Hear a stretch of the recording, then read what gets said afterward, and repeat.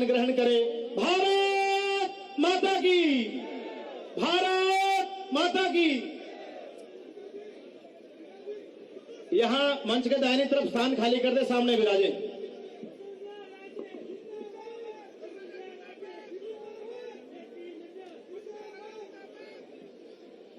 बीकानेर संभाग के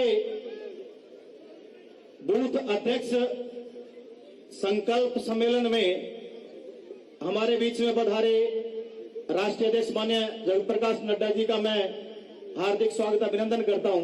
मैं निवेदन करूंगा कार्यक्रम के प्रारंभ में दीप प्रज्वलन करके कार्यक्रम का विधिवत प्रारंभ करें। माननीय राष्ट्रीय अध्यक्ष जी, माननीय प्रदेश अध्यक्ष जी, माननीय वसुंधरा राजे जी, राष्ट्रीय उपाध्यक्ष, पूर्व मुख्यमंत्री जी, माननीय अरुण सिंह जी, माननीय गजेंद्र सिंह जी, माननीय अर्जुन राम मेघवाल जी, राजेंद्र राठौड़ जी और कैलाश चौधरी जी, आप दीप प्रज्वलन करके इस तरफ जो कार्यकर्ता खड़े हैं उनसे मेरा निवेदन है पीछे विराजे आप कूलर सब।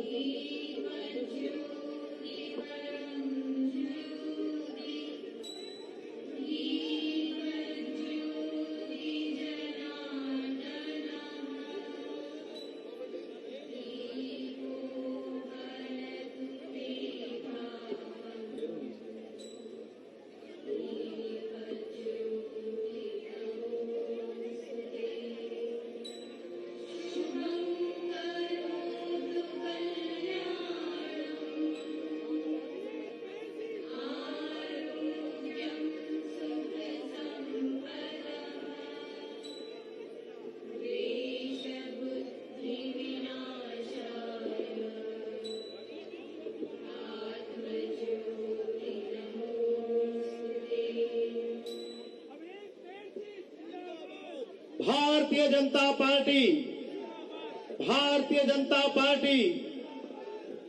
मैं आप सभी से निवेदन करूंगा वंदे मातरम के लिए अपने स्थान पर खड़े होंगे।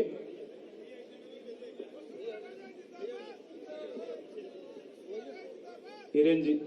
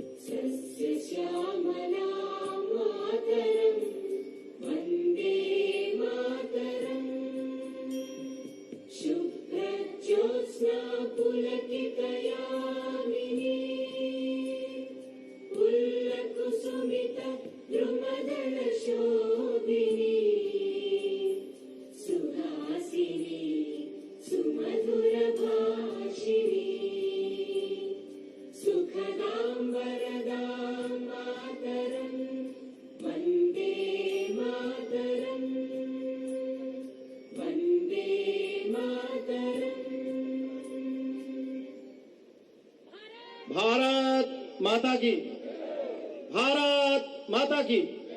Bharatiya Janata party, Bharatiya Janata party.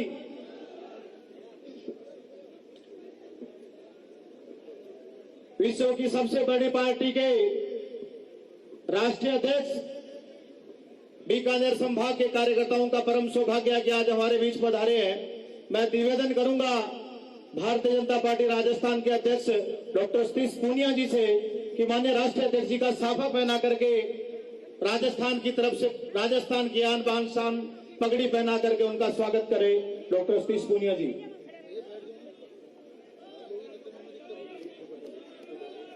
मैं निवेदन करूंगा, ये आगे कार्यकर्ता खड़े बैठ जाएं आप। राजस्थान की पूर्व मुख्यमंत्री हम सबकी आदरणीय राष्ट्रीय उपाध्यक्ष आदरणीय वसुंधरा राजे जी से कि माननीय राष्ट्रीय अध्यक्ष जी का दुपट्टा पहना करके आप स्वागत करेंगे।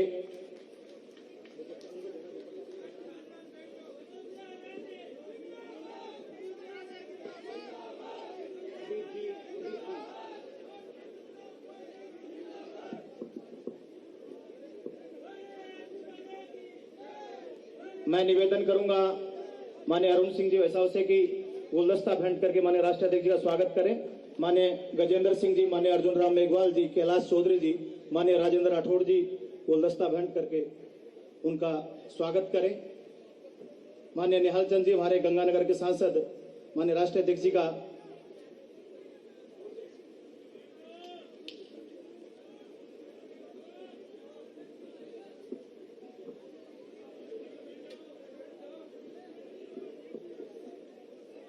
मैं निवेदन करूंगा इस संभाग के पांचों जिलाध्यक्ष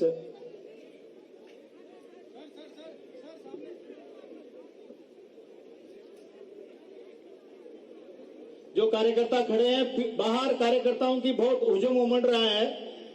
स्वागत के लिए खड़े थे। मंच के जो बाईं तरफ कार्यकर्ता खड़े हैं, आप सामने विराज जाएं।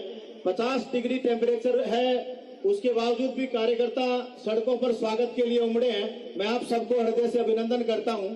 मैं सूरतगढ़ के विधायक राम प्रताप कासिनिया जी किसानों का हल भेंट करके माननीय राष्ट्रीय अध्यक्ष जी का स्वागत करेंगे। मैं पांचों जिलाध्यक्षों से निवेदन करूंगा कि माननीय राष्ट्रीय अध्यक्ष जी का, माननीय प्रदेश अध्यक्ष जी, माननीय वसुंधरा राजे जी बड़ी माला पहना करके, तीनों हमारे केंद्रीय मंत्री माननीय गजेंद्र सिंह जी, आप बड़ी माला पहना करके स्वागत करेंगे।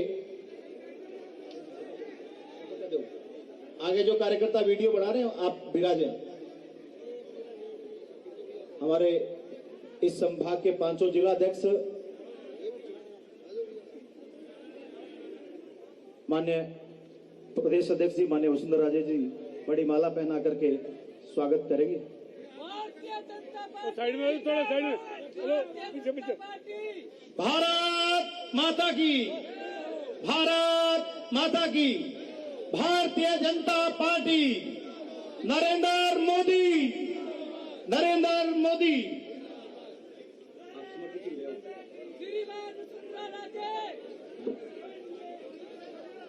इस संभाग के प्रतीक के रूप में पांचों जिलों से विशेष प्रकार के स्मृति चिन्ह माननीय राष्ट्रीय अध्यक्ष जी को पांचों जिलों के जिलाध्यक्ष प्रदान करें। गंगानगर हनुमानगढ़ के जिलाध्यक्ष इस जिले की जलदायिनी जीवनदायिनी गंग केनाल के उद्गम स्थल का स्मृति चिन्ह भेंट कर रहे हैं।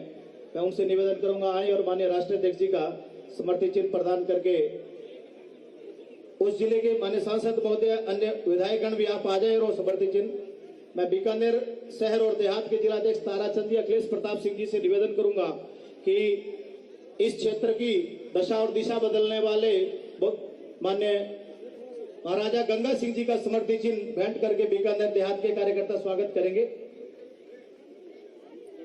इस क्षेत्र में चूरू जिले के कार्यकर्ता जिलाध्यक्ष धर्मवीर पुजारी जी, पूर्व सांसद राम सिंह जी कसवा, आप आकर के अविनेश महर्षि जी, माननीय राजेंद्र राठौड़ साहब, आप बालाजी महाराज, हम सब के आस्था के केंद्र, उनकी प्रतिमा भेंट करके पूरे चूरू जिले की तरफ से माननीय राष्ट्रीय अध्यक्ष जी का सम्मान कर रहे हैं। मैं प्रदेश अध्यक्ष जी से, माननीय वसुंधरा राजे जी, पूर्व मुख्यमंत्री से निवेदन करूंगा कि आप इस जिले की, संभाग की बड़े आस्था के केंद्र, आज मंगलवार है, बालाजी महाराज का विशेष चित्र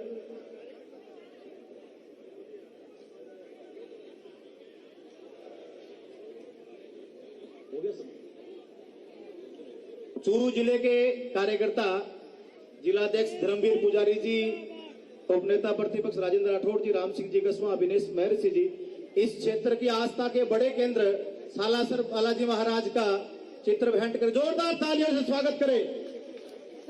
बोल सालासर बालाजी महाराज की, भारत माता की।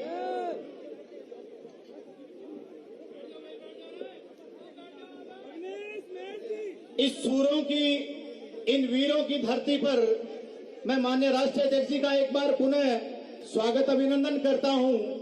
राजस्थान की इस पावन धरा पर पिछले साल मार्च महीने में पिछले साल मार्च में माननीय राष्ट्रीय अध्यक्ष जी यहां प्रदेश कार्य समिति में पधारे थे और यहां आह्वान किया था हमारे सशक्त मंडल अभियान का, और उसी अभियान का आगाज उसी के निमित्त राजस्थान में इन बूथ बीकानेर संभाग के बूथ अध्यक्षों का ये सम्मेलन यहाँ आज आयोजित हो रहा है। लगभग अधिकांश 90% यहाँ फोटो युक्त बूथ समितियों का काम पूर्ण किया है। मैं इन बूथ अध्यक्षों की तरफ से पुण्य माननीय राष्ट्रीय अध्यक्ष जी का स्वागत अभिनंदन करता हूं। अब मैं निवेदन करूंगा राजस्थान की पूर्व मुख्यमंत्री, हमारे राष्ट्रीय उपाध्यक्ष आदरणीय वसुंधरा राजे जी से कि आप आए और इन बूथ बीकानेर संभाग के सब कार्यकर्ताओं को संबोधित करें आदरणीय वसुंधरा राजे जी, जोरदार तालियों के साथ स्वागत करें आदरणीय वसुंधरा राजे जी।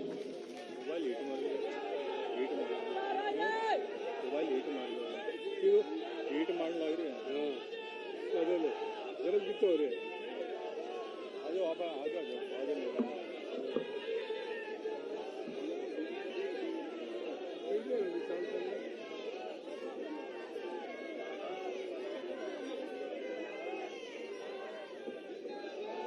हमारे आदरणीय राष्ट्रीय अध्यक्ष श्री जेपी नड्डा जी,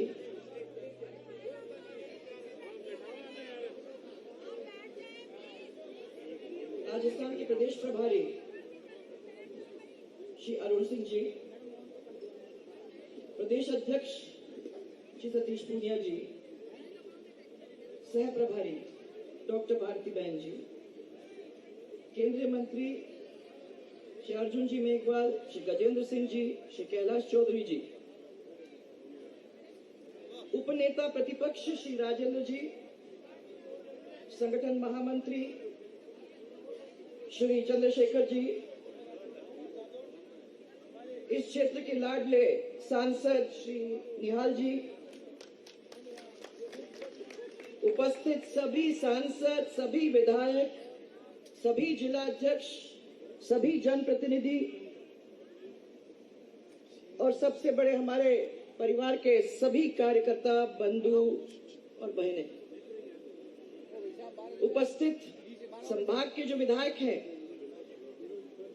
सूरतगढ़ के राम प्रताप जी, अनूपगढ़ से संतोष जी, राय सिंह नगर से बलबीर जी, संगरिया से गुरदीप जी, पीलीबंगा से धर्मेंद्र जी, नोखा से बिहारी जी, रतनगढ़ से अभिनेश जी, मैंने आपके सब पोस्टर्स बहुत अच्छी तरह से प्यार से आपने सजा के रखे हैं, उसके लिए धन्यवाद।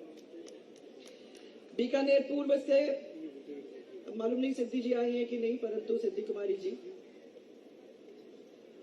आज जिसके नेतृत्व में भारतीय जनता पार्टी तेजी से आगे बढ़ते जा रही है, ऐसे श्री हमारे राष्ट्रीय अध्यक्ष श्री जेपी नड्डा जी का हमारे इस बहुत बड़े विशाल कार्यकर्ता सम्मेलन के अंदर मैं स्वागत करती हूं हम सबकी ओर से।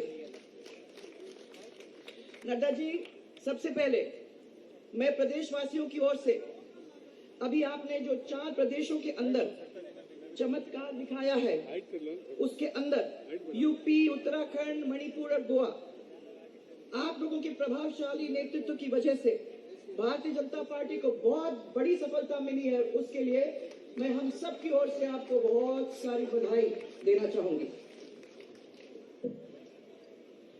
साथ ही हम सब की ओर से आपको अग्रिम शुभकामनाएं।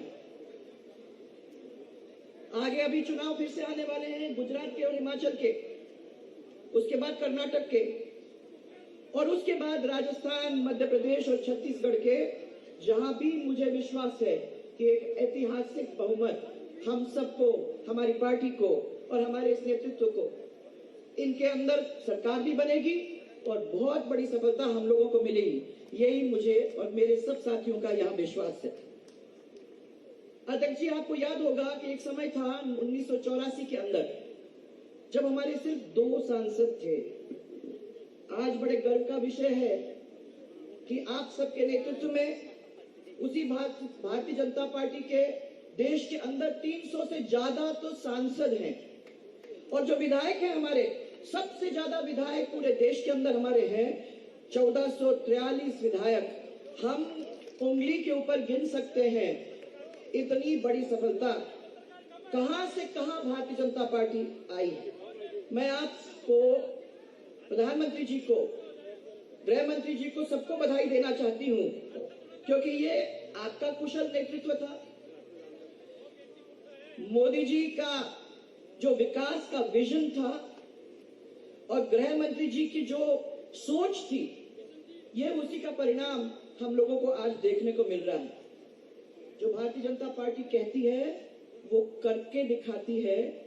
वो चीज एक प्रमाण के रूप में आपके सामने साबित हो गई है, क्योंकि जो कश्मीर का अनुच्छेद 370 जिसके बारे में कितने दिनों से बातचीत होती रही है वो, और साथ में भगवान श्री राम का विशाल मंदिर जिसके बारे में कितने सालों से अपन सुनते आ रहे हैं, वो प्रमाण है आपके सामने कि जो हमने बात कही उस बात को हमने करके दिखाई।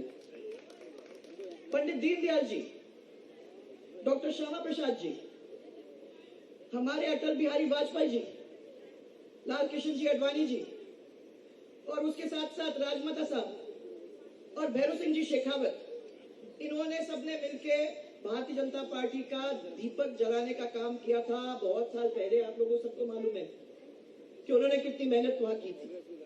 आज उसी को आगे बढ़ाया है हमारे आदरणीय प्रधानमंत्री जी ने, आपने, गृह मंत्री जी ने, और पूरी दुनिया के अंदर तो भारतीय जनता पार्टी का जो कीर्ति और इसका प्रकाश जो है वो आराम से सब दूर फैल गया है।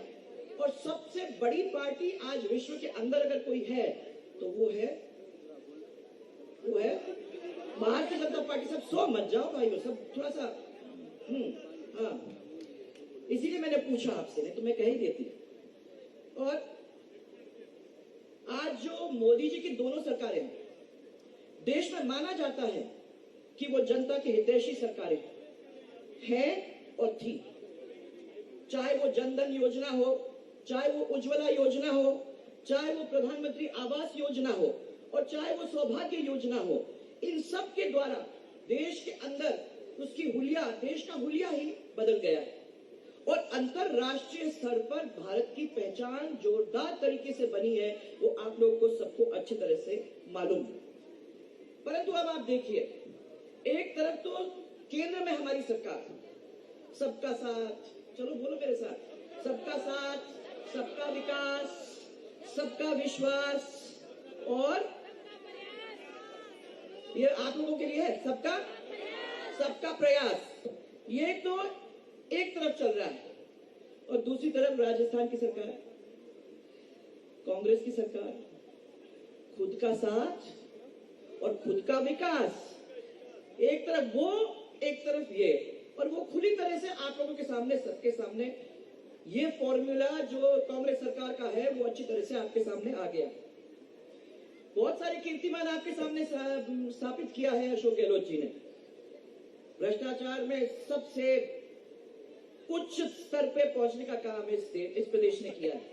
बेरोजगारी में नंबर 1, महिला अत्याचार में वाह रे वाह, और दंगों के अंदर भी अब नंबर 1 करने की कोशिश करे जा रहे हैं।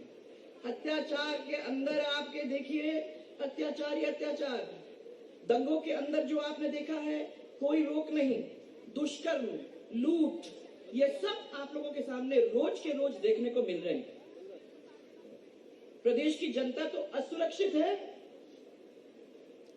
परंतु सरकार की गद्दी सुरक्षित है। बस उसी से इनका मतलब है, उनको आगे उससे बढ़ना ही नहीं है। जब तक हम सुरक्षित, तब तक जनता जाए भाड़।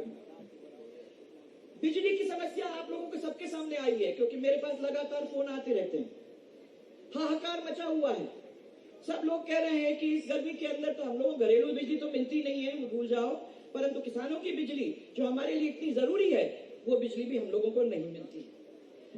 आपको याद होगा हम लोगों की सरकार के समय आप लोगों को घरेलू बिजली तो 24 घंटे मिलती थी, 24 घंटे मिलती थी। और किसानों की बिजली के अंदर भी हम लोगों ने जो काम आप लोगों को करके दिया, मैं समझती हूँ कि ये किसी भी सरकार ने अभी तक करके नहीं दिया है। जनता त्रस्त और सरकार मस्त, मुझे कहने की जरूरत ही नहीं हुई। जनता त्रस्त, सरकार मस्त, उनको इसका देखने की जरूरत ही नहीं है। प्रदेश की जनता को और इनकी खुद की गिरती हुई साख को देखते हुए इन लोगों ने अब सबका ध्यान बांटने का काम शुरू कर दिया। अब आप लोगों का ध्यान कैसे बांटा जाए, आपको किस तरीके से लुभाया जाए, तो इन लोगों ने तय कर लिया है कि भैया तुष्टीकरण की नीति को हम लोगों को राजस्थान के अंदर फैलाना है कि उसका नुकसान, उसका फायदा तो हमको मिले, और नुकसान अगर प्रदेश को गया तो इससे कोई मतलब नहीं। यही नहीं, अशोक गहलोत ने जो हम लोगों ने ऐसे स्कीम बनाए थे जो जनता को संबल देते थे, ऐसी कई योजनाओं को तो या तो बंद कर दिया है या उसका नाम बदलने का काम कर दिया है। आपको याद होगा कि स्टेट हाईवेज के ऊपर निजी वाहनों के लिए हम लोगों ने ये तय कर दिया था कि भैया टोल फ्री होगा, किसी को उसकी चिंता करने की जरूरत नहीं है, और आप लोगों ने टोल फ्री अपनी गाड़ियां वहां चलाई। परंतु जैसे ही ये सरकार वापस आई, फिर से टोल लग गया। इसी तरीके से गांव के अंदर जो शहर के अंदर सुविधा होती है, उसी तरीके का हम उपलब्ध कराने की कोशिश में हम लोगों ने ये कोशिश की कि जो राशन की दुकानें थी, उन राशन की दुकानों को हम लोग एक अन्नपूर्णा भंडार के रूप में विकसित कर दें, ताकि एक जैसा डिपार्टमेंटल स्टोर होता है, वो डिपार्टमेंटल स्टोर जैसा गांव के अंदर मिल जाएगा, तो वहां गांव के लोगों को दूर जाने की जरूरत नहीं होगी। घर की मुखिया इसको बंद कर दिया।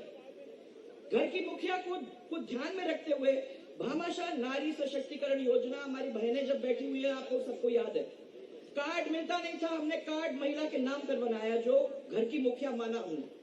जो सरकार की योजना का पैसा था, उसी ने उनके बैंक अकाउंट में डालने का काम किया, और हमने पूरे परिवारों को ये कह दिया कि भैया ये आपकी मुखिया है, और ये मुखिया आपके पैसे निकाल के आप तक पहुंचाने का काम करेगी। किसी और को कार्ड की जरूरत है तो वो कार्ड वो ला सकता है, ये भी बंद कर दिया गया है।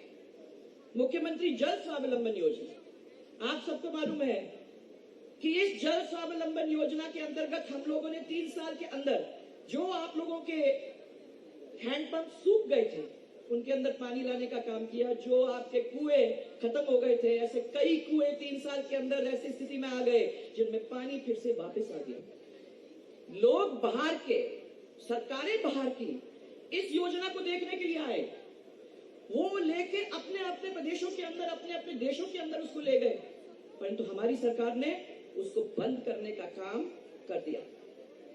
गांव में कीचड़ होता था, आपको याद है, आप लोग सबने कहा, ये महिलाओं ने मुझे कहा कि भाई इसके बारे में अपने को कुछ करना है। कितनी खुशी की बात है कि गौरव पथ को हम लोगों ने चालू कर दिया, और हर पंचायत हेडक्वार्टर के ऊपर उसको पहुंचाने का काम किया। भाइयों, मैं ये बता रही हूँ आपको, ये सही है कि नहीं है, ये बताओ आप मुझे। सही है ना? पर वो अन्नपूर्णा योजना, जिसको हमने आप लोगों के अलग अलग जगह के ऊपर लगाने का काम किया, जो गरीब आदमी है उसको भोजन मिल जाएगा, वो आज बंद है। उसका नाम बदल दिया गया है, और नाम बदल के क्या नाम दिया है? बस सब कुछ इंदिरा गांधी, संजय गांधी, राजीव गांधी वहीं बचता है। उसी के आजू बाजू कहीं कहीं याद रह गई तो नेहरू, उनका भी आ जाता है। भामाशाह स्वास्थ्य बीमा योजना, याद है आप लोगों को, हमने वो कार्ड आप लोगों को दिया था, जिस कार्ड के ऊपर आप जाके अपने इंश्योरेंस को ध्यान में रखते हुए आप अपने 3 लाख तक ऑपरेशन फ्री करवा सकते थे। आज उस योजना का नाम बदल करके क्या नाम दिया है? याद रखना, वो स्कीम भारतीय जनता पार्टी की थी, इनकी नहीं है, और फिर इनके हाथ में वैसे भी ठीक नहीं चल रही। मैं आप लोग सबको याद दिलाना चाहूंगी कि आपके एरिया में क्या हुआ है। क्या होता है कि लोग की याददाश्त लंबी नहीं चलती, लोग भूल जाते हैं। इसलिए मैं सब बूथ कार्यकर्ता को ये कहना चाहती हूँ कि बहुत जरूरी है कि अपन बार बार जनता को इन चीजों के बारे में याद दिलाते रहें, ताकि जब चुनाव का समय आएगा और हम मैदान में उतरेंगे तो कोई काठ हमारे हाथ के अंदर है, कोई अस्त्र, कोई शस्त्र हमारे हाथ के अंदर है। जिस अस्त्र और शस्त्र के साथ हम जो अच्छे दिल्ली के काम हुए हैं और यहाँ के जो अच्छे काम हुए हैं, उनको अस्त्र के रूप में जंग के मैदान में जब उतरेंगे तो हम उसको अच्छी तरह से इस्तेमाल करके उनका काठ बन के खड़ा हो जाएंगे, ताकि भारतीय जनता पार्टी की बात छोटे से छोटे कार्यकर्ता तो फिर तक पहुंच जाए। आपको याद दिलाऊंगी मैं, हनुमानगढ़ के अंदर क्या क्या काम आपके नहर के हुए कि नहीं हुए, वो मेरे को याद दिला दें।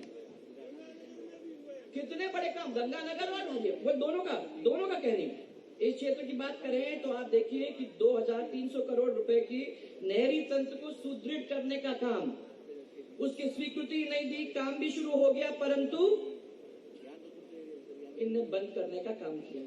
पंजाब के अंदर हरिके बराज को ठीक करने के लिए सरकार, हमारी सरकार ने 64 करोड़ रुपए दिए, और आज आपको मालूम होगा कि आजादी के 70 साल बाद 2008 में हमारी सरकार ने हरिके बराज के पहली दफा 70 साल के बाद हरिके बराज के गेटों को ठीक करने का काम किया, और जो दुरुस्त करवाने के बाद पानी जाता था पाकिस्तान के अंदर, उसको रोकने का काम हमारी सरकार ने किया। याद है कि नहीं?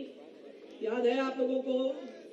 याद करा रही हूं। इसी तरीके से अगर हमने हरिके के बराज को दिया तो इसी तरीके से जायका के अंदर हमने 2300 करोड़, न्यू डेवलपमेंट बैंक में 3200 करोड़ रुपए, भादरा में सरन फीडर को ठीक करने के लिए 1976 करोड़ रुपए। ये कोई छोटे मोटे नहीं है पैसे, ये जोरदार पैसे थे। और इस इलाके के अंदर हमने इसलिए चला के ये पैसे दिए क्योंकि आप लोग ने हमको इतना प्यार दिया, हमारा साथ भी इतना दिया, पार्टी को मजबूत करने का काम किया, इसलिए आपको कैसे भूल सकता था कोई। और फिर प्रेम, ये पूरा परिवार अपना ही था, कैसे रोक सकते थे।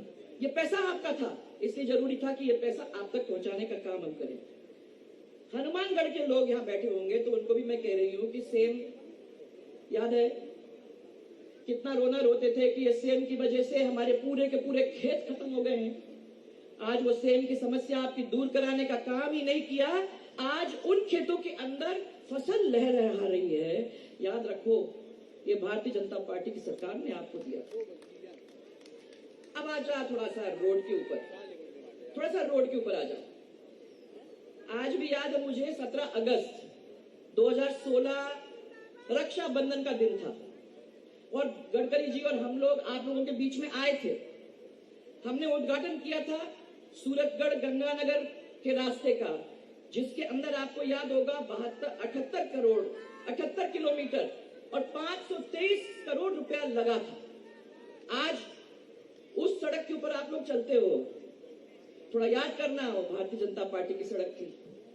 इस तरीके से रक्षाबंधन के दिन ही हम लोगों ने 78 किलोमीटर, 72 किलोमीटर और 300 करोड़ की रोड आपके सूरतगढ़ से अनूपगढ़, है ना कोई यहाँ अनूपगढ़ वाले साहब, आपको याद होगा कि स्वराज संकल्प यात्रा के अंदर हम लोग उस सड़क से निकले, रो रो के, चिल्ला चिल्ला के आप लोगों ने मेरे को गड्ढे दिखाने का काम किया और गड्ढे दिखा दिखा के आपने याद दिलाया कि इसका कुछ करना है। सरकार आते ही आपके पैसों को मंजूर करके और अपने समय के अंदर 5 साल के अंदर ही हमने उसको सीसी रोड बना के आपको तैयार करके देने का काम किया कि नहीं किया? किया। आपको याद होगा 300 करोड़ रुपया आपको दिया था इसमें। फिर हम लोगों ने, वो राखी का दिन था तो हमने गडकरी जी से यही बात कही कि बहन खड़ी है, आपने 2 काम हमारे लिए कर लिए, अब खाली हाथ तो हमको छोड़कर नहीं जा सकते, कुछ तो आपको हमें देना पड़ेगा। तो उन्होंने दिया, उन्होंने हम लोगों को बहुत बड़ा काम दिया। ये 1500 किलोमीटर का रास्ता जो बॉर्डर एरिया डेवलपमेंट का था, आपको याद होगा, उस बॉर्डर एरिया डेवलपमेंट के रोड को अपने हाथ में लेते हुए उन्होंने बहुत लंबी, और विश्व में सबसे लंबी रोड है ये 1500 किलोमीटर वाली, और ये 1500 किलोमीटर की रोड को उन्होंने काम हाथ में अपना लिया और उन्होंने उसको पूरा करने का काम चालू कर दिया। मैं आपको लोगों को सबको ये कहना चाहती हूँ कि ये 7 मंडी थी आपकी, सूरतगढ़, जैतसर, विजयनगर, रामसिंहपुरा, अनूपगढ़, घड़साना, रायसिंह नगर, क्या हालत थी। रोते थे कि हमारा सामान इधर से उधर नहीं जा सकता, इतने हालत खराब है रोड्स की। आज वो रोड बन गया है तो उसका फायदा आप लोग सबको मिल रहा है कि नहीं? सब लोग समृद्धि, सब लोगों की खुशहाली उस रोड की वजह से आई है।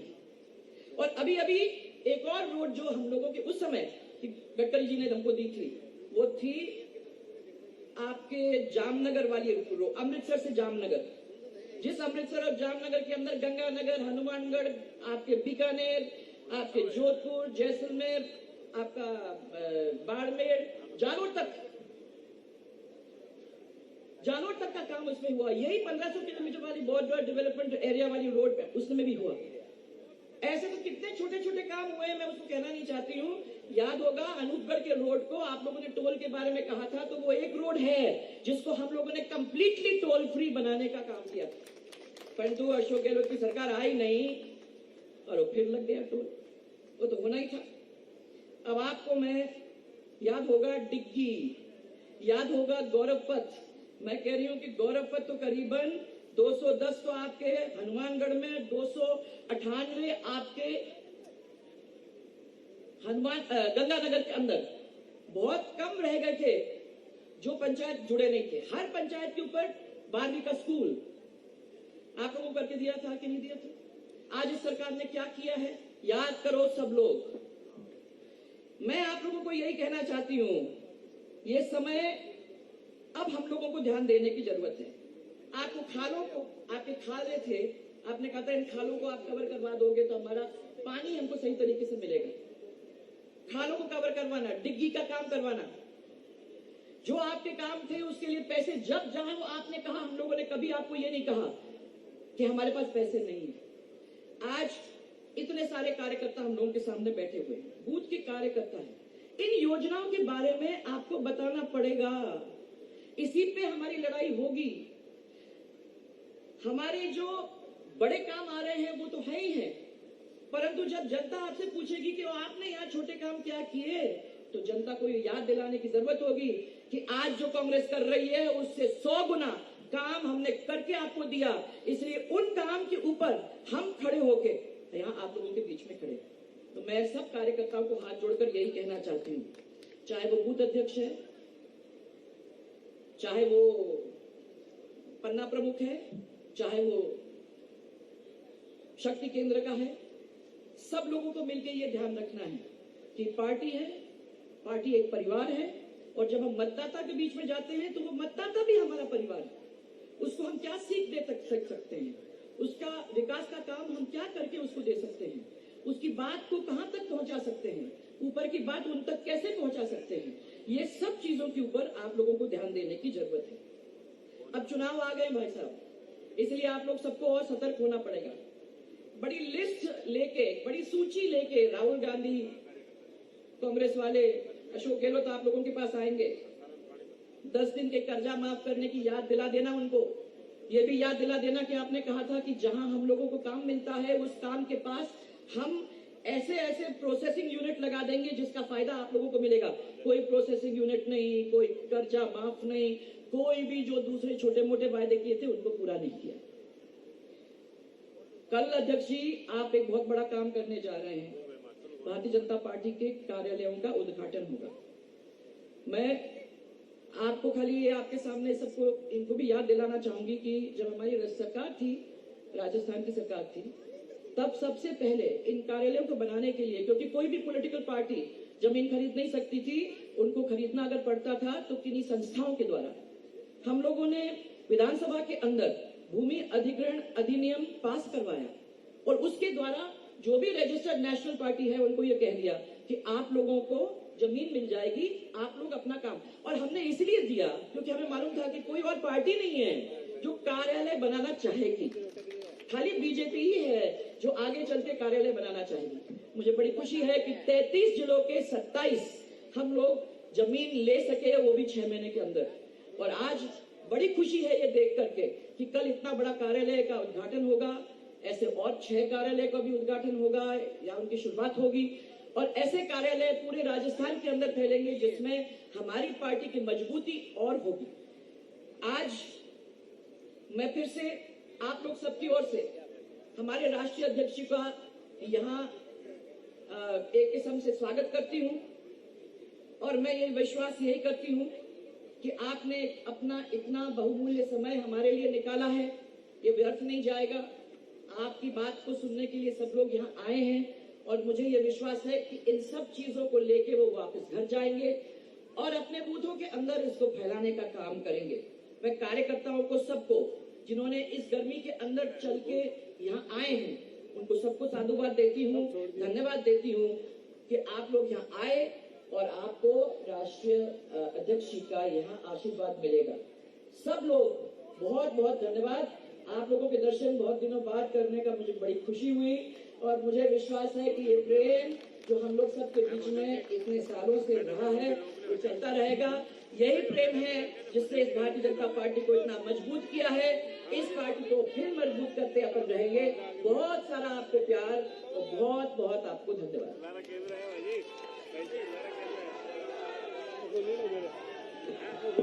भारतीय जनता पार्टी, बहुत बहुत धन्यवाद हमारी राष्ट्रीय उपाध्यक्ष पूर्व मुख्यमंत्री आदरणीय वसुंधरा राजे जी।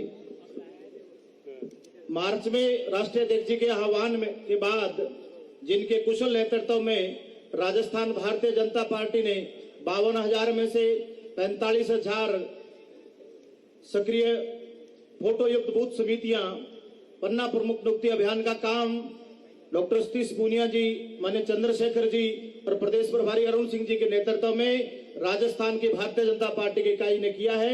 मैं निवेदन करूंगा राजस्थान भारतीय जनता पार्टी के अध्यक्ष कार्यकर्ताओं के कार्यकर्ता डॉक्टर सतीश पूनिया जी से कि आए और इस बीकानेर संभाग के बूथ अध्यक्ष संकल्प सम्मेलन को संबोधित करें। जोरदार तालियों से स्वागत करें डॉक्टर सतीश पूनिया जी।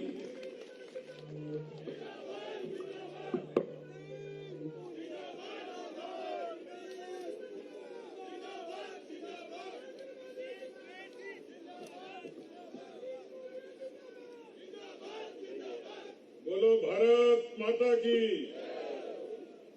मैंने बेरो गर्मी बोली है पर नड्डा जी को स्वागत करना जय थोड़ी जोरों बोलनी पड़ेगी। मैं मेरी को नहीं बोलनी, मैं बोलूं अभी मेरे पीछे पीछे बोलियो। बोलो भारत माता की, भारत माता की। गैलडा गर्मी की ज्यादा लग रही थी। भारतीय जनता पार्टी जिंदाबाद, बीजेपी जिंदाबाद, श्री नरेंद्र मोदी जिंदाबाद, श्री जेपी नड्डा जिंदाबाद, श्री अमित शाह जिंदाबाद, सारे नेता जिंदाबाद, सारे कार्यकर्ता जिंदाबाद, गंगानगर जिंदाबाद, बीकानेर जिंदाबाद, हनुमानगढ़ जिंदाबाद, चूरू जिला जिंदाबाद, राजस्थान जिंदाबाद, हिंदुस्तान जिंदाबाद। सगळे बहनार भाइयों ने मेरी राम राम। आज मैं सब लोग दुनिया की सबसे बड़ी राजनीतिक पार्टी भारतीय जनता पार्टी का लोक लाडला अध्यक्ष आदरणीय जेपी नड्डा जी ने सुनने आया था। मैं लंबी बात को नहीं कहूंगा, पर नड्डा जी को मैं दो कारण से स्वागत करूंगा कि नड्डा जी और राहुल गांधी जटे जटे चाहे बटे भारतीय जनता पार्टी जरूर जीते है। और दूसरो जोर ताली बजाइयो कि कोई भी राजनीतिक पार्टी को अध्यक्ष बीकानेर डिवीजन में दौरा जरूर कराया होगा, पर नड्डा जी तो काल आज हनुमानगढ़ रुके भी गा। एक कोई कस्बे में रुकने वालों कोई राष्ट्रीय अध्यक्ष तो भाई नड्डा जी, तो जोरदार ताली में आप स्वागत करूं नड्डा जी। मंच पर हमारा बीच में विराजमान आदरणीय वसुंधरा जी, केंद्र का मंत्री आदरणीय गजेंद्र सिंह जी, आदरणीय अर्जुन मेघवाल जी और हमारा सबका प्रभारी आदरणीय अरुण सिंह जी, आदरणीय चंद्रशेखर जी, आदरणीय राठौड़ साहब, आदरणीय भारती बहन जी और मंच पर उपस्थित सांसदगण, विधायकगण, जिला का अध्यक्षगण, पार्टी का सभी प्रदेश का पदाधिकारीगण और पूरे उपस्थित सभी पार्टी का संभाग का बूथ का कार्यकर्ता, आप लोगों ने आज नड्डा जी को मार्गदर्शन मिलेगा, लेकिन मैं सबसे पहले नड्डा जी को यह बात के लिए स्वागत करूंगा। और जितनी बड़ी संख्या में लोग बैठे हैं, वह 36 कौम का किसान सरदार लोग विराजा हैं।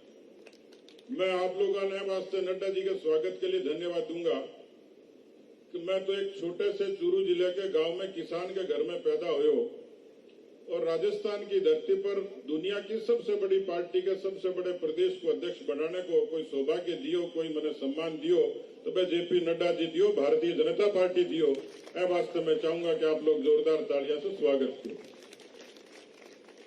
कार्यकर्ता साथियों, अमित शाह जी जो शुरुआत करी देश में पार्टी के विस्तार की, भारतीय जनसंघ से लेकर भारतीय जनता पार्टी की एक बड़ी लंबी यात्रा है और वह यात्रा नेताओं के पसीने की और बलिदान से खड़ी हुई है।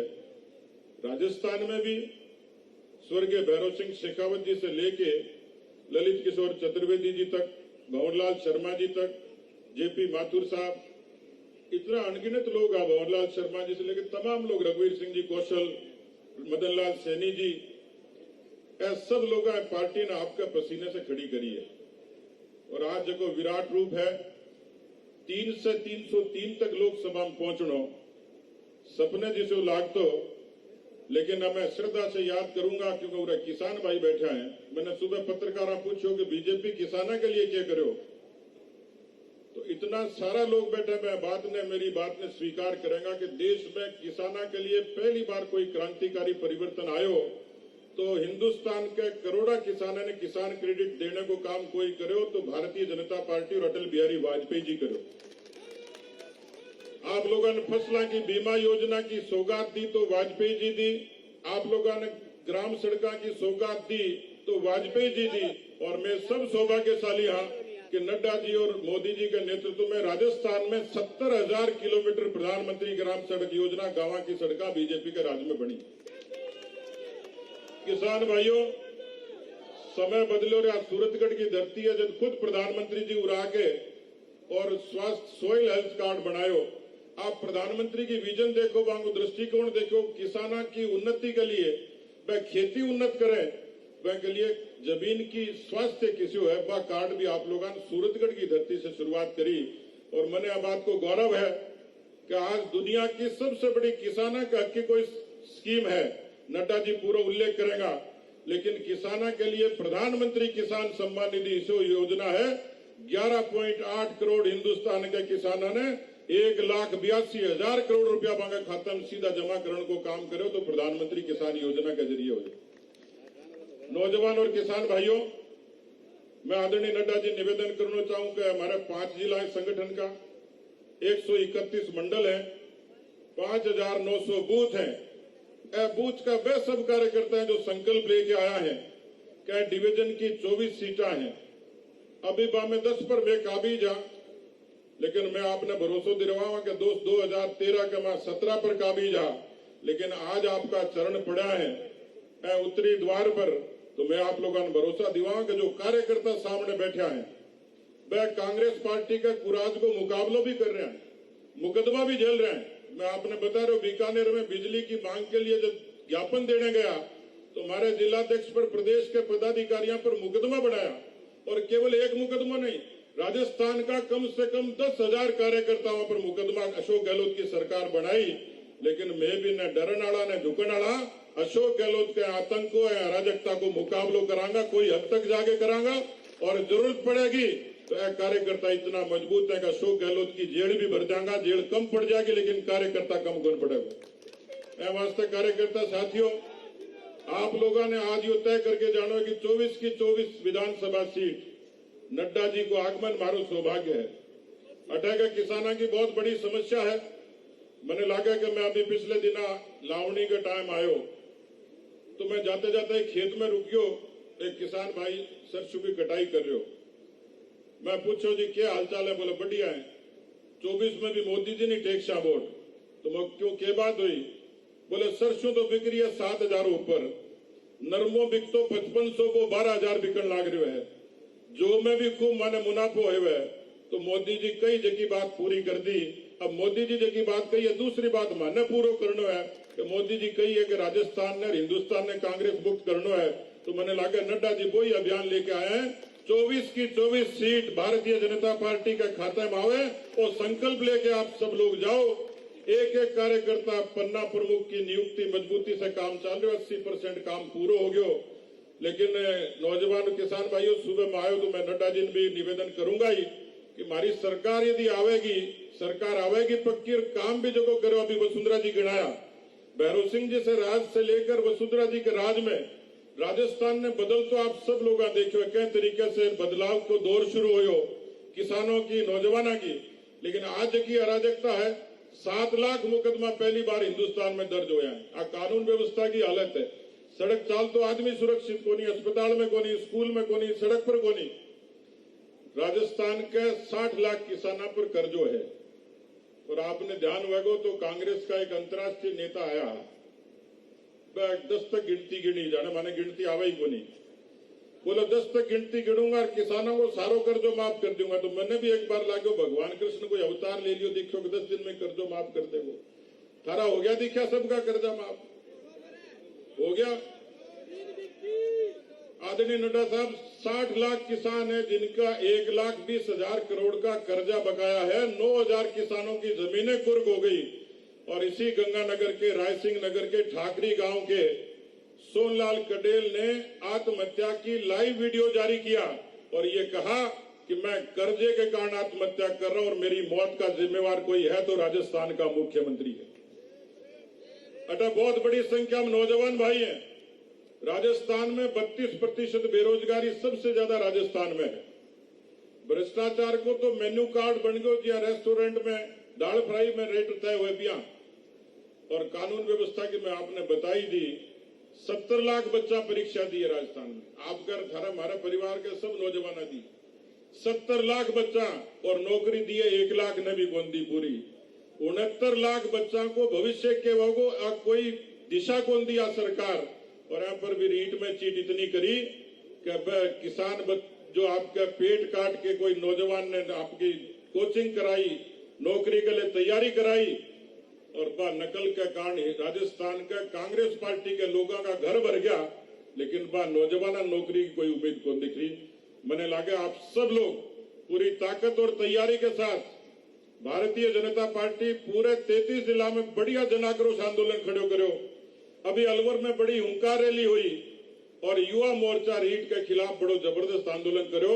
मैं आप लोगों का निवेदन करूंगा कि नहरी पानी की बंदी को आंदोलन तो आप लोग चला ही रहो, लेकिन भ्रष्टाचार, किसान कर्जा माफी, बेरोजगारी, ऐसे सब मुद्दा पर पार्टी को काम करते करते भी राजस्थान में एक बड़ो आंदोलन खड़े करना। और मैं थाने भरोसा दिवास को कि आप लोगों के पसीने से यह सरकार चली जाएगी। आप लोग जो तैयारी करोगा, जो ताकत और हिम्मत के साथ खड़ा होगा। नड्डा जी आप लोगों की तारीफ करी। मैंने एयरपोर्ट पर उतरता ही पूछो कि आज टेम्परेचर कितना है। मैं कहो जी 48% है। तो नड्डा जी आ कही कि 48% में 50 डिग्री सेंटीग्रेड पर कोई किसी पार्टी का कार्यकर्ता अपने राष्ट्रीय नेता का स्वागत करने, अभिनंदन करने, सुनने आ सकता तो भारतीय जनता पार्टी का ही कार्यकर्ता रही। कार्यकर्ता उसकी सबसे बड़ी ताकत है। मैं एक बार फिर से नड्डा जी का और मंच पर सभी जो विराजमान है उनका सम्मान करता हूं। और आप सब लोग इतनी दूर आया, मैं आप सब लोगों को बहुत बहुत धन्यवाद दूं। जय हिंद, जय भारत। भारत माता की जय। बहुत बहुत धन्यवाद माननीय प्रदेश अध्यक्ष जी।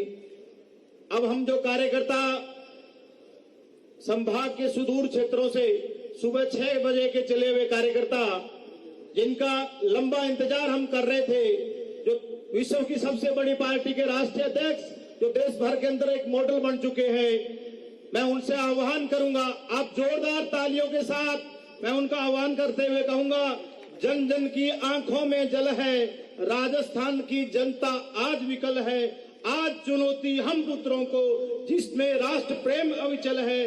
राजस्थान का भला इसी में, मुरझाए मुख कमल खिलाए, राजस्थान में कमल खिलाए।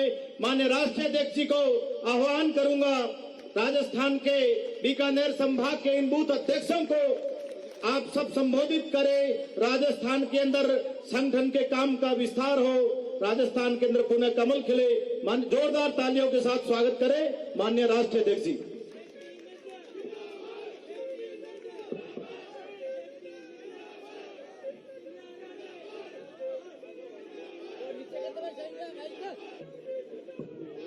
अरे भाई थोड़ा साइड में करते भैया, वो आ रहा है सर फेस पे तो नहीं आ रहा, फेस पे नहीं आ रहा। Thank you sir, thank you.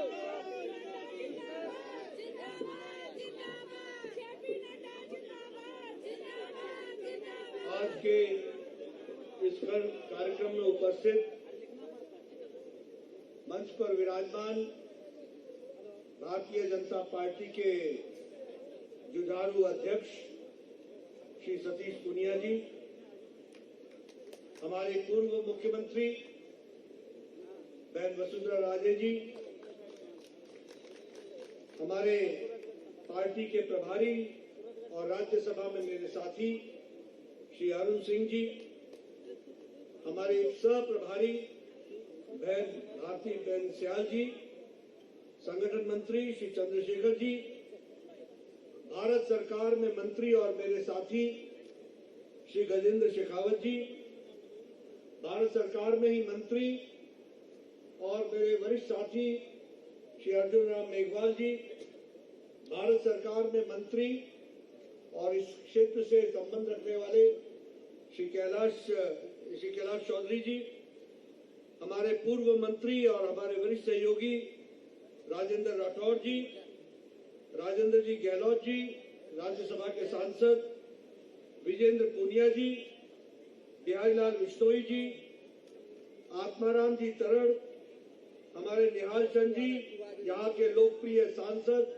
और हमारे वरिष्ठ साथी, हमारे कैलाश जी मेघवाल, राम प्रताप जी, अखिलेश प्रताप जी, ताराचंद सारस्वत जी, बलवीर विश्नोई जी, धर्मवीर शर्मा जी, पुजारी जी, सम्मानित मंच पर विराजमान हमारे सभी विधायकगण, सांसदगण और हमारे इस संभाग के सभी बूथ से आए हुए हमारे सभी वरिष्ठ कार्यकर्ता बंधु, माताएं, बहनें, नौजवान साथी और मीडिया के साथी, मेरे प्रिंट मीडिया और इलेक्ट्रॉनिक मीडिया के मेरे साथी, मेरा यह सौभाग्य है कि मुझे आज श्री गंगानगर में, सूरतगढ़ में, यहाँ आप सबके दर्शन करने का सौभाग्य मिला और इतनी गर्मी में इतनी बड़ी संख्या में आप एकत्र आए हैं।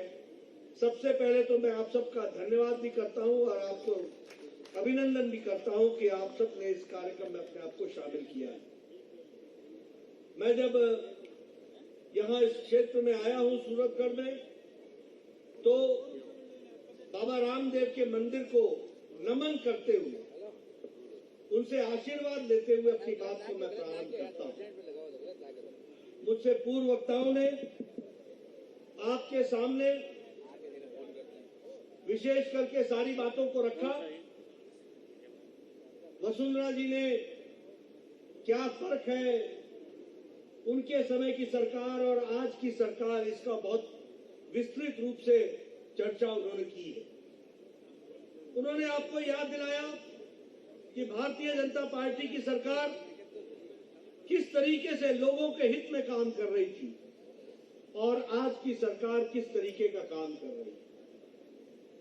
हमारे गजेंद्र जी ने भी भारत सरकार के बारे में चर्चा की, कैलाश जी ने भी की और हमारे प्रदेश अध्यक्ष सतीश पूनिया जी ने आपके सामने इस बात को रखने का प्रयास किया कि कैसे भारतीय जनता पार्टी एक मजबूत पार्टी के रूप में आगे आने वाले समय में चुनाव की दृष्टि से तैयार है और आने वाले समय में अशोक गहलोत की सरकार को उखाड़ फेंकने के लिए तैयार है। इस बात को उन्होंने कहा।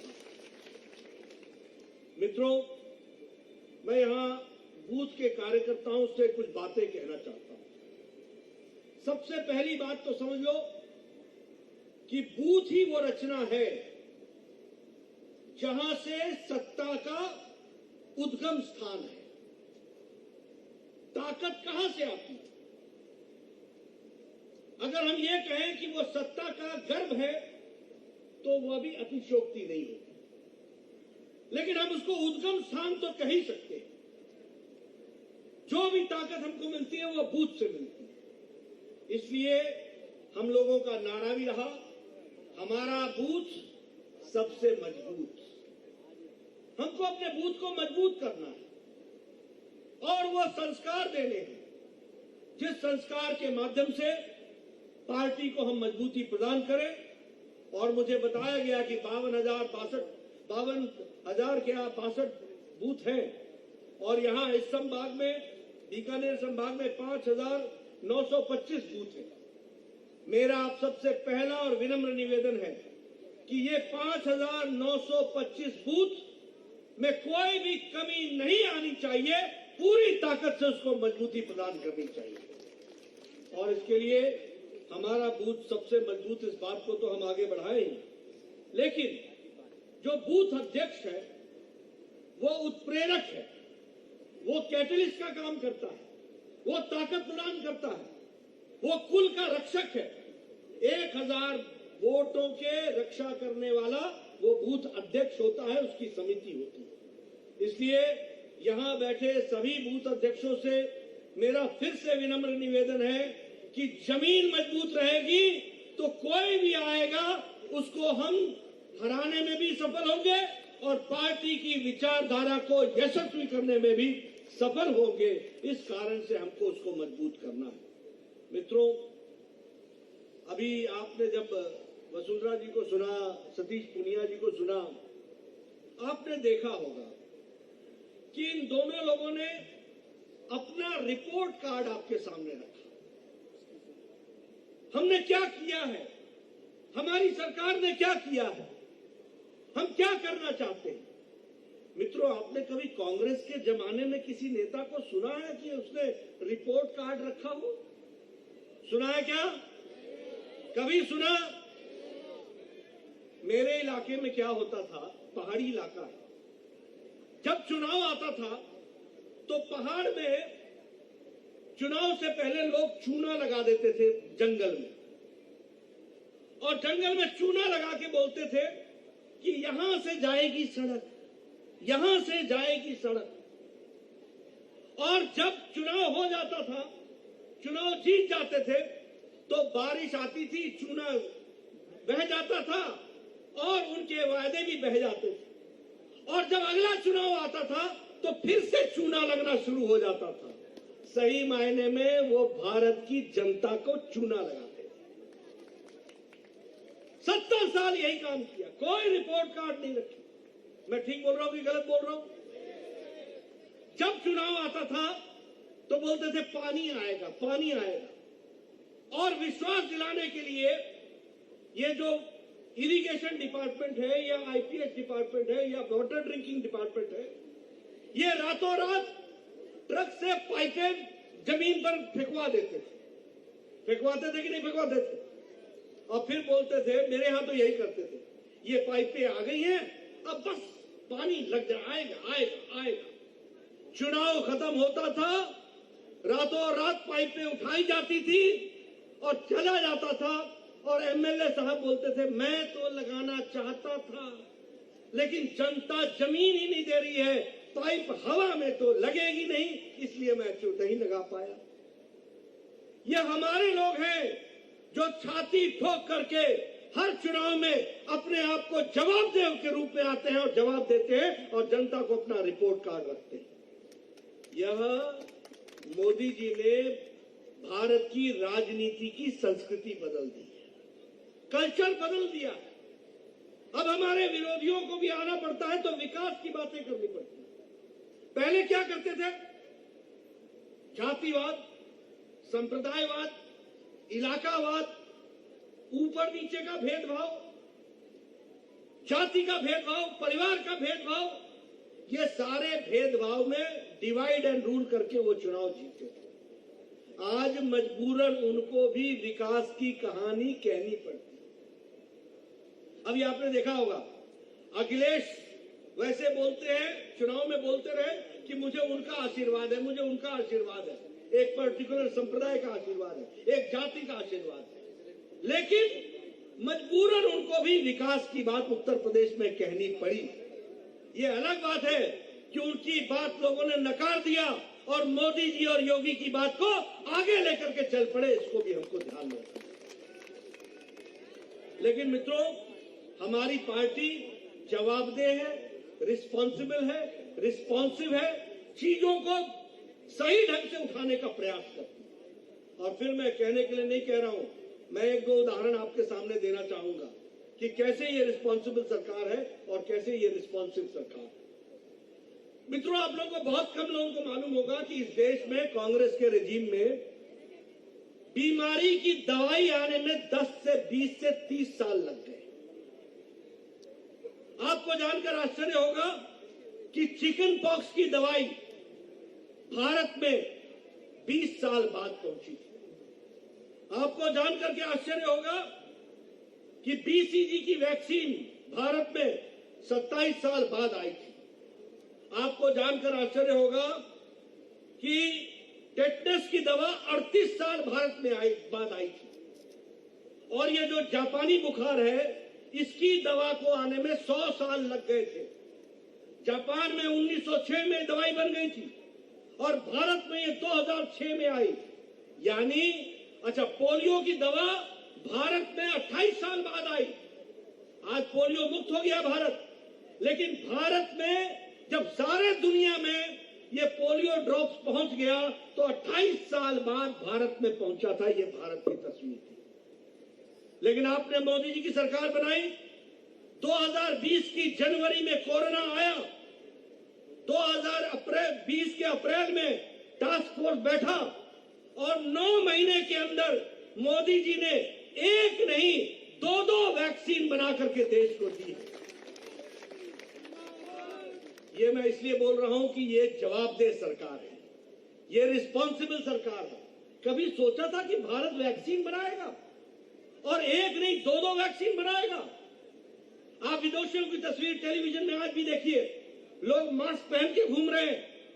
अमेरिका, यूरोप अभी भी कोरोना से लड़ रहा है और हमारा देश आप देखिए, सभी लोग नजदीक नजदीक बैठे हैं और किसी के भी चेहरे पर मास्क नहीं है। ये मोदी जी ने 190 करोड़ टीका लगा करके आपको सुरक्षा कवच दिया है, स्वास्थ्य कवच दिया है। ये बदलती भारत की तस्वीर है, इसको याद रखना चाहिए।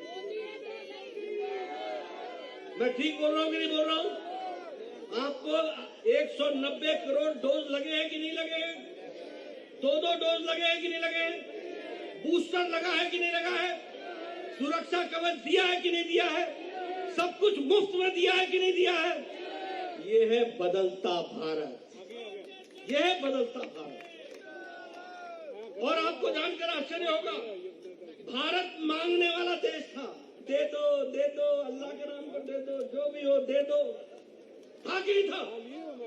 जब कोई हमारा प्रधानमंत्री बाहर जाता था तो यहाँ पत्रकार बोलते थे, किस देश से क्या लाइएगा, कौन सा एड लेंगे आप, कौन सी चीज देंगे? आज मोदी जी जाते हैं तो दुनिया को देने जाते हैं, लेने नहीं जाते। ये बात हमको समझनी।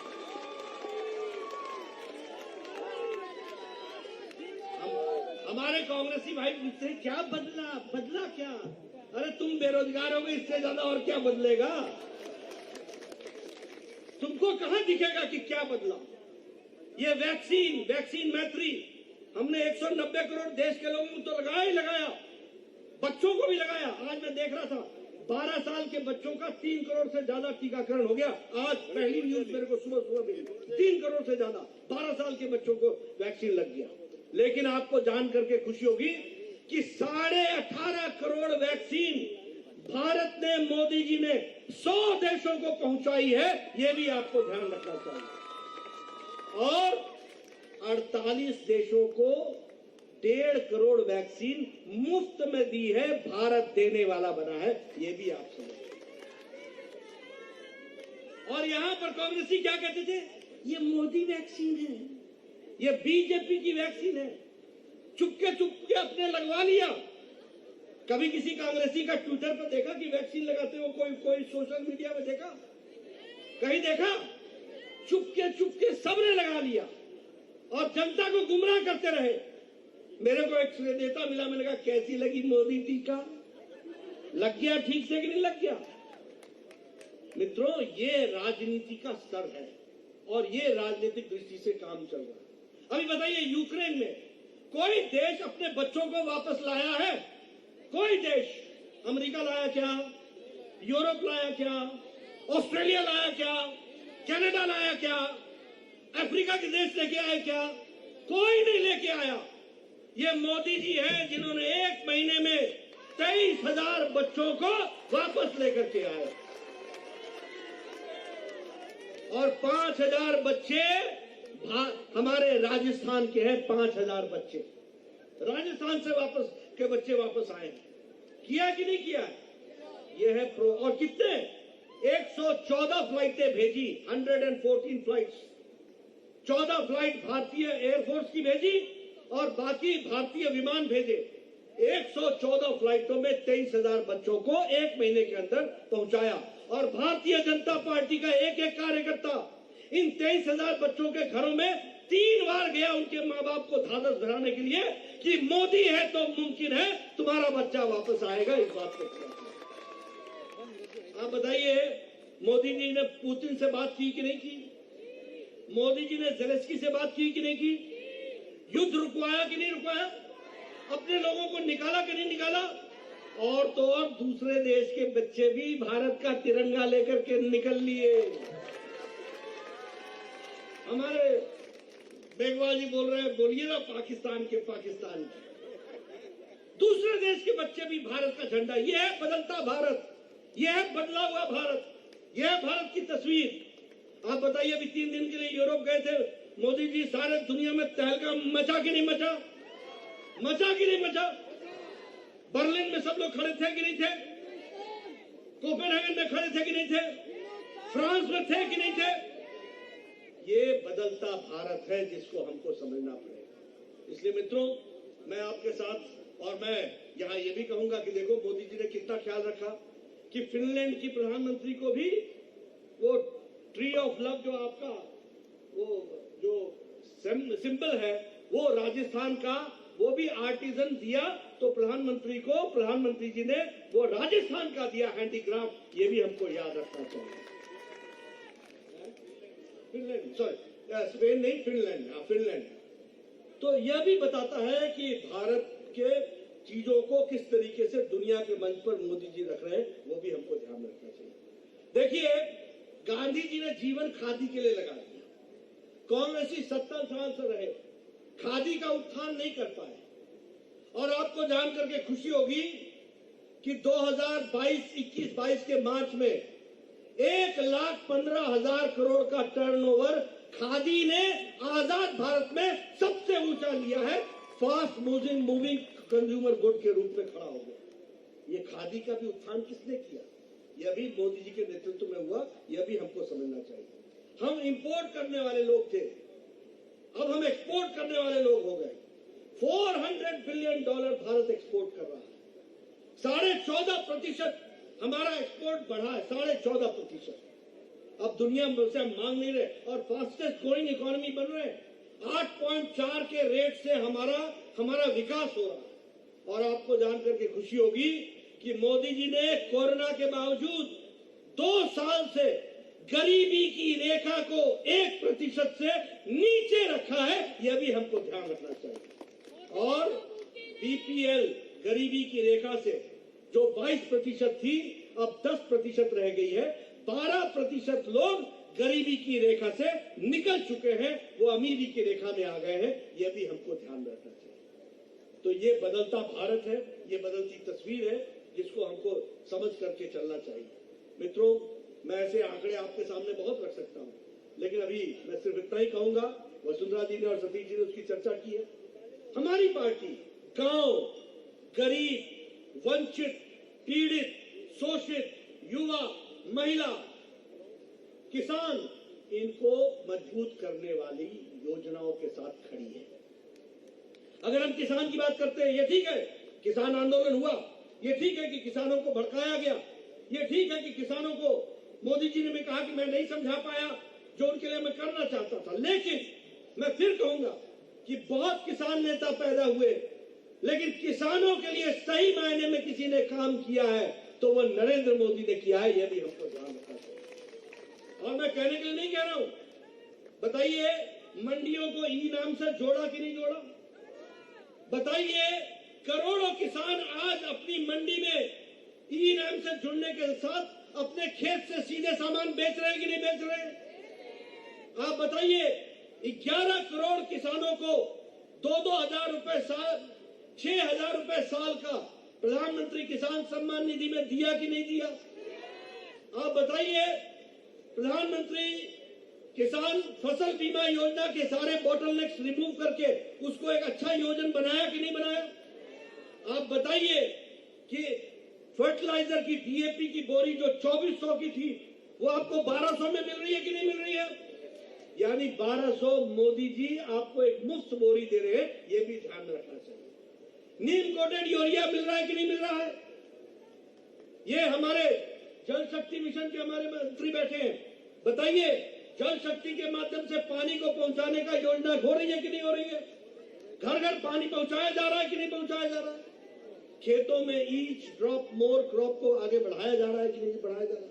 इसलिए किसानों के लिए भी अगर किसी ने काम किया है तो वो भारतीय जनता पार्टी की सरकारों ने किया। अंत्योदय, आयुष्मान भारत, ये भामाशाह जो योजना थी वसुंधरा राजे जी की, उसका नाम बदला कि नहीं बदला?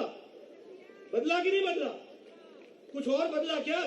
ये साइन बोर्ड बदलते हैं और कुछ नहीं बदलते हैं। आपने इनको लेटर और स्पिरिट में बदल डालना, अगली बार इसकी आप चिंता करें। ठीक बात। तो मैं ये आपको बताना चाहता हूं कि चाहे वो कोई भी योजना हो, अब ये उज्ज्वला योजना, गैस का कनेक्शन मिला कि नहीं मिला? इससे महिलाओं का सशक्तिकरण हुआ कि नहीं हुआ? मेरे यहाँ कई बार लोग चर्चा में कह देते हैं शौचालय बन गए जी 11 करोड़ 11 करोड़। अरे 11 करोड़ शौचालय नहीं बने। 11 करोड़, आप सोचो, बहनें हमारी वो खेतों में जाया करती थी। 11 करोड़ संख्या, और उनके अगर 2-2 बच्चे भी हुए तो आप समझिए 22 करोड़, यानी 22 करोड़ लोगों को 70 साल के जीवन में इज्जत से जीने का अधिकार नहीं था। उनको इज्जत देने का काम किया तो नरेंद्र मोदी की सरकार ने किया। ये हमको ध्यान रखना है। ये छोटी घटना नहीं है। हमारे डॉक्टर राम मनोहर लोहिया ने पार्लियामेंट में 1966 में कहा, मुझे शर्म आती है जब मैं जीप से जाता हूं तो बहनों के झुंड अपने दैनिक नित्य कर्म के लिए खेतों की तरफ जाते हुए देखता हूं तो मुझे शर्म आती है। उन्होंने 1966 में कहा था, और 2014 में मोदी जी ने यह सपना पूरा किया। आज कोई भी घर, कोई भी खेतों में नहीं जाता है दैनिक क्रिया के लिए, उसको शौचालय है, और इसीलिए शौचालय का नाम इज्जत घर दिया गया। ये भी हमको ध्यान रखना है। आप महिलाओं से पूछिए ना, आप लोगों के घर में भी तो लकड़ी का चूल्हा जलता होगा। आपको तो याद होगा कि कैसे फूक फूक करके बहनें चूल्हा जलाती थी। और स्वास्थ्य मंत्री के रूप में मैं बता रहा हूं, एक दिन में 200 सिगरेट के बराबर का धुआं वो अपने फेफड़ों में ले लेती थी। यह परिस्थिति थी। आजकल टक से लाइटर जलाओ, 5 मिनट में चाय पिलाओ और पतिदेव को बोलो चलते बढ़ो, अब आगे काम पर जाओ। ये फर्क आ गया। ये फर्क है महिला सशक्तिकरण का। आप बताइए, 2.5 करोड़ घर बिना बिजली के थे, यानी 2.5 करोड़ में बच्चे टेलीविजन नहीं देख सकते, ज्ञान नहीं अर्जित कर सकते, पढ़ नहीं सकते, क्या घर होगा वो? 18,000 गांव बिना बिजली के थे, और ये गहलोत साहब मटर गश्ती मार रहे थे, ये मौज बना रहे थे। कभी इन्होंने सोचा, कभी इनके भाषण में आपने सुना कि इन्होंने बुनियादी बातों की चर्चा की हो? ये चर्चा करेंगे तो दंगों की चर्चा करेंगे, ये चर्चा करेंगे तो जाति की चर्चा करेंगे, ये चर्चा करेंगे तो संप्रदायों की चर्चा करेंगे, ये चर्चा करेंगे तो समाज को बांटने की चर्चा करेंगे, और हम चर्चा करेंगे तो सबका साथ, सबका विकास, सबका विश्वास, सबका प्रेम। इसलिए मित्रों, कई योजनाओं को लेकर के हम आगे बढ़े हैं। मैं आपके सामने ज्यादा समय न लेता हुआ एक ही बात कहूंगा कि आज अगर मैं राजस्थान की बात करूं तो अच्छा नहीं लगता, लेकिन अखबार खोलो तो कभी करौली, अखबार खोलो तो कभी जोधपुर, अखबार खोलो तो कभी जयपुर, अखबार खोलो तो कोई नया शहर उत्तर प्रदेश, राजस्थान का। और देखिए, हम एक तरफ बता रहे हैं कि हमारी सरकार रिस्पॉन्सिबल है और रिस्पॉन्सिव, और दूसरी तरफ आप देखिए, जिस दिन जोधपुर में लोग सड़कों पर थे, उस दिन गहलोत साहब अपना जन्मदिन मना रहे थे जयपुर। सच्चाई है कि नहीं है? सच्ची बात है कि नहीं है?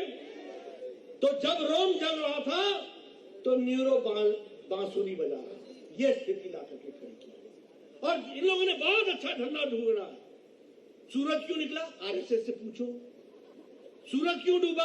बीजेपी से पूछो। जो काम है वो बीजेपी से पूछो। अरे तुम क्या कर रहे हो? क्या ये अशोक गहलोत का काम नहीं था कि वो जोधपुर जाए, जो उसका गृह जिला है, वहां लोगों में, संप्रदायों में झगड़ा था, तो वहां तुमको जाना चाहिए था, तुम नहीं गए। ये बताता है कि तुम्हारे को राजस्थान की जनता से कितना प्यार है। ये भी बताता है हाथी के दांत दिखाने के और हैं और खाने के और हैं। ये भी हमको समझना चाहिए। आज आप देखिए, महिलाओं के ऊपर उत्पीड़न, हमारे नेशनल जो क्राइम रिपोर्ट ब्यूरो है, उसमें के अनुसार 2019 और 2020 में नंबर 1 है country against women atrocity. Rajasthan में जो है देश में नंबर 1 पर खड़ा है विमेन अट्रॉसिटी। हमारे नेशनल क्राइम रिपोर्ट, जो ब्यूरो का रिपोर्ट है, उसके अनुसार शेड्यूल ट्राइब्स को नंबर 2 है देश में जहां शेड्यूल ट्राइब पर अत्याचार हो रहा है। अगर मैं बात करूं तो तीसरे नंबर पर राजस्थान है, दलितों के ऊपर अत्याचार में तीसरे नंबर पर खड़ा। मैं नहीं बोल रहा हूं, ये नेशनल क्राइम रिकॉर्ड बोल रहा है, जो उसका ब्यूरो है वो बोल रहा है। पहला नंबर है महिला उत्पीड़न में, दूसरा नंबर है देश में वो एसटी उत्पीड़न में, और तीसरा नंबर है देश में वो है दलितों का उत्पीड़न। यह स्थिति है। 22% जो सारे दुनिया में देश में रेप केसेस रिकॉर्ड होते हैं, उसमें से 22% राजस्थान में है। 18 रेप प्रतिदिन होते हैं। ये रिकॉर्ड में, मैं अपना रिकॉर्ड लेके नहीं आया हूं, मैं आपको ये राजस्थान का रिकॉर्ड, इनके रिकॉर्ड से बता रहा हूं। 7 लोग प्रतिदिन मारे जाते हैं, और एट्रोसिटीज दलित पर और ट्राइबल पर सबसे ज्यादा है। ये राजस्थान की तस्वीर है। क्या ऐसी तस्वीर राजस्थान की रहनी है? क्या रखनी है? क्या राजस्थान संस्कारों के लिए जाना जाता है कि नहीं जाना जाता है? राजस्थान शांति के लिए जाना जाता है कि नहीं जाना जाता है? राजस्थान विकास के लिए जाना जाता है कि नहीं जाना जाता है? राजस्थान संस्कृति के लिए जाना जाता है कि नहीं जाना जाता है? तो राजस्थान के लोग विकास से जुड़े हैं, राजस्थान के लोग शांति से जुड़े हैं, राजस्थान के लोग संस्कृति से जुड़े हैं, लेकिन राजस्थान का नेता वो भ्रष्टाचार से जुड़ा है, अनाचार से जुड़ा है, और दलितों पर, महिलाओं पर उत्पीड़न से जुड़ा हुआ उसकी सरकार है। बोलो, ऐसी सरकार को रहने दोगे क्या? रहने दोगे क्या? मैं पीछे से सुनना चाहता हूं, रहने दोगे क्या? रहने दोगे क्या? एक ही काम है, मेरा बूथ सबसे मजबूत, कमल खिलाओ, भारतीय जनता पार्टी लाओ, और यहां पर भारतीय जनता पार्टी की सरकार बनाओ। करेंगे ना? करेंगे ना? मेरी बात जाहिर तो नहीं जाएगी ना? मैं फिर आऊंगा, एक बार नहीं आऊंगा, अनेकों बार आऊंगा, और उसको पूरा करेंगे कि नहीं करेंगे? करेंगे कि नहीं करेंगे? मैं इन्हीं शब्दों के साथ और शासन के साथ